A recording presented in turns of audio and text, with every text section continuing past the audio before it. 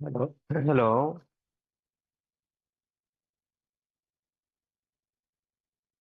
আসসালামু আলাইকুম স্যার। হ্যাঁ, ওয়ালাইকুম আসসালাম ওরহমতুল্লাহ। ওকে, আমরা শুরু করি তাহলে। হ্যাঁ, সো আমাদের কোর্সের নাম হচ্ছে breeder farm and hatchery management. Hatchery management পোর্শনটুকু আমরা শেষ করেছি। এরপরে আমরা ব্রিডার ফার্ম ম্যানেজমেন্ট এই পোর্শনটুকু আমরা শুরু করব। হ্যাঁ, সো আমরা একটু শুরু করি।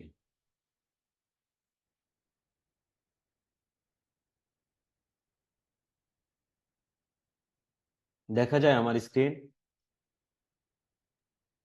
জি স্যার, দেখা যাচ্ছে। ওকে, very good.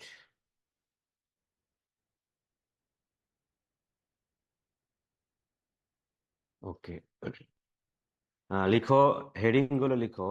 Importance of breeder flock.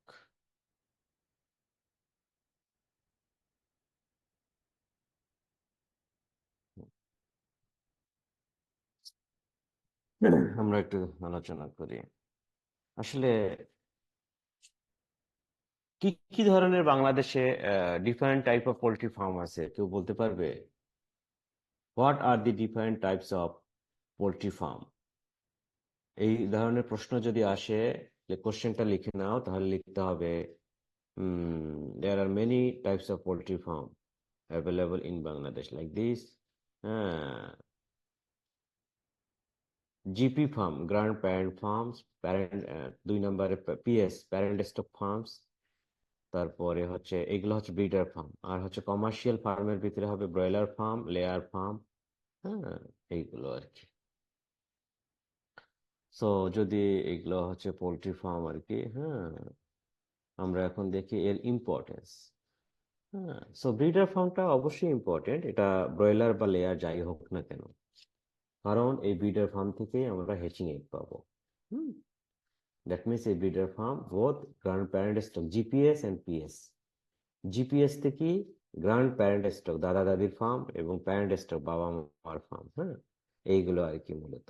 হুম, তো এইগুলো আসলে জেনেটিক ট্রেট কিছু ডিসেমিনেট করে, হ্যাঁ, তার পরবর্তী জেনারেশনের কাজে আর কি। হ্যাঁ, সো এই এনভায়রনমেন্টাল ম্যানেজমেন্ট ইস্যুটা খুবই ইম্পর্টেন্ট, কমার্শিয়াল ফার্ম হোক বা ব্রিডার ফার্মে হোক। But some special attentions should be given to chick management, বিশেষ করে গ্রোয়িং ফেজে আর কি। ফিড নিউট্রিশনটা, ওয়াটারিং, স্পেশালি লিটার ম্যানেজমেন্টটা, হ্যাঁ, লাইট ম্যানেজমেন্ট, এইগুলো খুবই গুরুত্বপূর্ণ। হ্যাঁ, বডি ওয়েট কন্ট্রোল কিভাবে করা যাবে, ফ্লক ইউনিফর্মিটি, হ্যাসাবিলিটি কিভাবে ইনক্রিজ করা যাবে হ্যাচারিতে। হ্যাঁ, এই সবগুলোর জন্যই আসলে ব্রিডার ফ্লক ম্যানেজমেন্টটা খুবই ইম্পর্টেন্ট। আচ্ছা, বর্তমানে, হ্যাঁ দেখো এখানে, এটা এই ইনফরমেশনটা ঠিক নাই।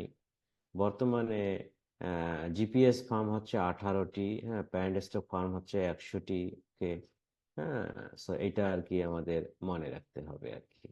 ওকে, এখানে দেখো different types of breeder farm: traditional breeder farm, pure line আর great grand parent stock farms, grand parent stock farms, parent stock farms. এইগুলো হচ্ছে different types of breeder farm.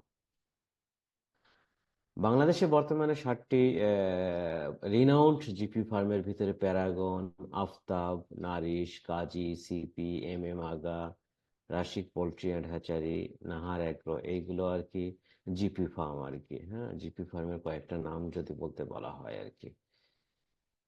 এই গেল আর কি মোটামুটি ইম্পর্টেন্স অফ ব্রিডার ফ্লক। এরপরে আমরা চলে যাব 2 নম্বরে, এটা ছোট ছোট একটি করে পেজ আর কি। হ্যাঁ, এরপরে আমরা চলে যাই। দেখা যাচ্ছে Saiful? Selection of male and female for breeder flock, দেখা যাচ্ছে না? জি স্যার। ওকে, মনে রেখো আর কি। এখানে আমরা এখন যে এই যে ব্রিডার ফ্লকের মেল এবং লাইন এবং ফিমেল লাইন যে আমরা সিলেক্ট করব, তার কি কি বৈশিষ্ট্য হবে? এখানে দেখো, healthy newly hatched chicks should have the following characteristics. হ্যাঁ, এই যে আমরা হ্যাচারিতে পড়েছি যে গুড কোয়ালিটি বাচ্চার বৈশিষ্ট্য কি, এটাই এখানে হবে আর কি। পরীক্ষায় কিন্তু আসতে পারে যে গুড কোয়ালিটি বাচ্চার বৈশিষ্ট্য। এখানে আছে healthy, A healthy and good grower, মানে হচ্ছে গ্রোয়িং স্টেজে কি বৈশিষ্ট্যগুলো থাকতে হবে। ঠিক আছে, এটা মেল ফিমেল উভয়ের ক্ষেত্রে, বাচ্চার এবং গ্রোয়ারের মেল ফিমেল উভয়। বাট এখানে আছে যে দেখো, a healthy and good layer, ডিম পাড়া মুরগির ক্ষেত্রে কি রকম হতে হবে? Should appear healthy and lively, feathering normal থাকবে, হ্যাঁ, কোমটা থাকবে রেড কালারের, আই ক্লিয়ার থাকবে, হ্যাঁ, ক্লিন অ্যান্ড ড্রাই বিক অ্যান্ড নস্ট্রেল, হ্যাঁ, ক্লিন ড্রাই ক্লিন থাকবে, ফেদারটা ভেন্টের কাছাকাছি এটা ক্লিন থাকতে হবে, হ্যাঁ। তারপরে লেগ গুলো স্ট্রেট, টয় গুলো স্ট্রেট হবে, কোনো ধরনের স্কেলি লেগস থাকা যাবে না, কিংবা টয় অ্যাবসেন্স এই ধরনের লেয়ার ফিমেল আমরা সিলেক্ট করব না। হুম, এই এই বৈশিষ্ট্যগুলো থাকতে হবে।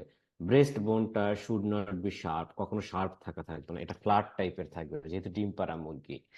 আর হচ্ছে যে একটা মেইন ইম্পর্টেন্ট ক্রাইটেরিয়া গুড লেয়ারের ডিম পাড়া মুরগির ক্ষেত্রে হবে এ বিগ ব্রড বটম,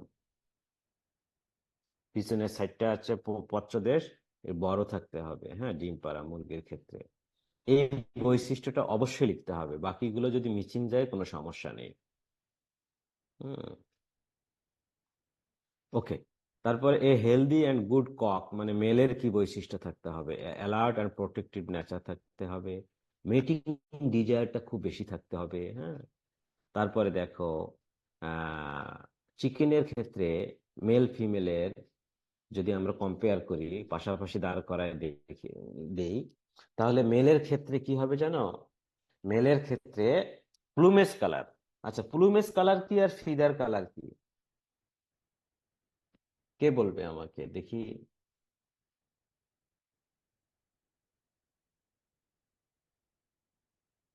কেউ বলতে পারবে?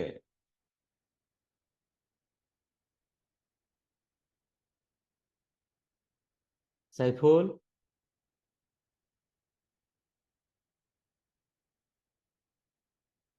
শিপন, মিম?